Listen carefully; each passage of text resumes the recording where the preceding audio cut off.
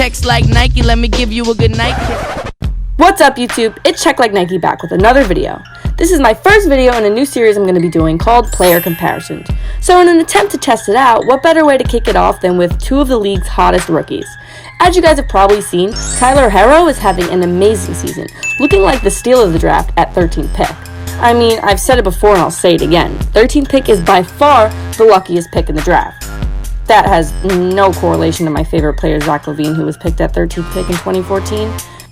Anyway, back on topic. As expected, Ja Morant, who was picked at number 2, is having a fantastic season as well, and even nearly ended Kevin Love's NBA career. If you guys didn't catch that dunk yet, roll the footage. This is Vince Carter over Frederick Weiss, almost. Oh my God. Are you kidding me? I mean, just the... Anyway, even though that might be the best thing we've seen so far this season, it's beyond my point. And in the close race for Rookie of the Year, who should we be keeping our eyes on for the remainder of the season? After all, All-Star Weekend is almost upon us, and that would mark halfway through the 2019-2020 season, which means we're going to have to start thinking about who Rookie of the Year, MVP, and all those other great awards are going to be. Coming into this season, the only rookie that seemed to be on NBA players' minds was Zion Williamson. But now that he's injured, we can't help but turn our attention to those who are playing and playing well.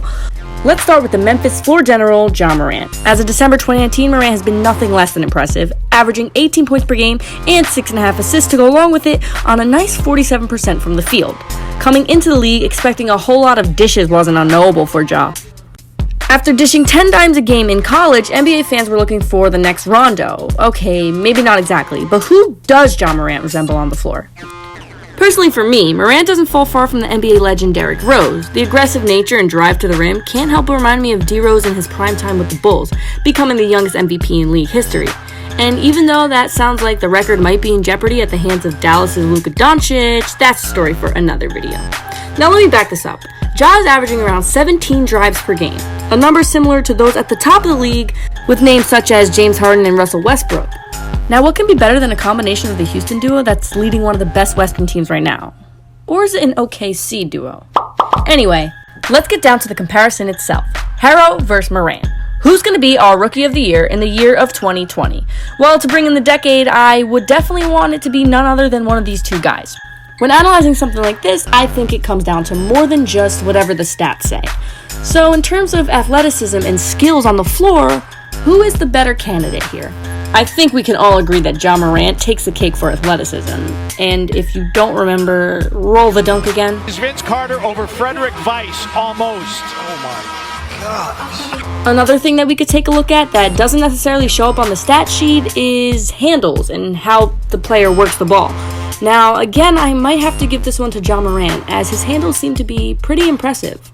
Now, this may also have something to do with the fact that Ja Morant looks so flawless to me on the court is because of his court vision and his IQ for the game. I think he has a really good knack for passing. Like I said, he was dropping 10 dimes in college and is doing a similar thing here in the NBA. So I think that his IQ is something that gives him a lot of value as a player. Now, speaking of value, which of these players holds more value to a team? Now this here itself can be up for debate, being that Herro was more of a steal, so this is something Miami should kind of want to hold on to, that they got him kind of almost free as he was 13th pick, which means 12 teams passed up on this amazing player. As for Ja Morant, they picked him at number 2, so he's also going to be someone that they want to hold on to. Anyway, let's get down to the stuff that every NBA fan kind of just can't help but look at. The statistics. When it comes to scoring in the post, Ja Morant is the better of the two. However, on the perimeter, I have to give it to Herro, as he has an amazing jump shot and he's been shooting lights out this season. But that doesn't mean that Herro is not a threat in the post. In fact, I find him to be a really fantastic rebounder, and he's even putting up a better stat than Morant is on the boards. So offensively, I might have to say that Herro may be a little more of a threat, but defensively, I definitely have to give it to Ja Morant. Now, these guys are very similar in terms of value as NBA Rookie of the Year, but that does not mean that they are similar as players whatsoever, because they are far from that, and they both hold a lot of value for their team, but in completely different regions.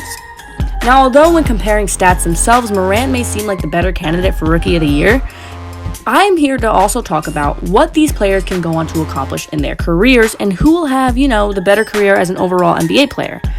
I'd like to see Tyler Herro have a pretty solid career as maybe a role player or as a secondary player that can provide a lot for a team.